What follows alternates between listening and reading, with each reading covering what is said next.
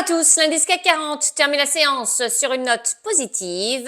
Parmi les valeurs qui se sont distinguées ce jeudi, on retrouve Publicis. Le groupe publicitaire a progressé après avoir publié pour 2023, selon les données préliminaires. Un revenu net en progression de 4,2% en données publiées, de 6,3% sur une base organique à 13,1 milliards d'euros, ressortant au-dessus des attentes de la communauté financière. Par ailleurs, le groupe va investir 300 millions d'euros au cours des 3 prochaines années dans l'intelligence artificielle pour placer l'IA au cœur de son organisation et devenir un véritable système intelligent.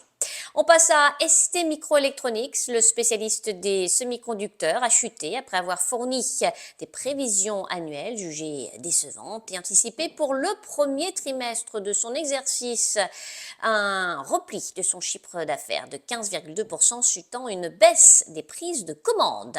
Le reste de l'actualité avec Maison du Monde, le groupe d'ameublement et de décoration a accusé pour le 4e trimestre une baisse de son chiffre d'affaires de 7,9% à 329,6 millions d'euros.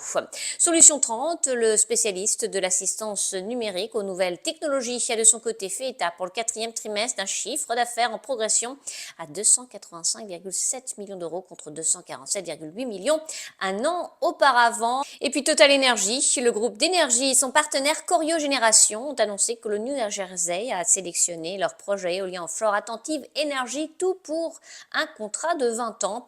Grâce à ce projet, plus de 650 000 foyers pourront être alimentés en électricité renouvelable. Enfin, FDJ, l'opérateur de jeux d'argent, a bénéficié d'un relèvement de recommandations de la part d'un analyste. À New York, c'est Sabrina Cagliozzi pour Trading Central. Je vous souhaite une très belle fin de journée à tous. À demain.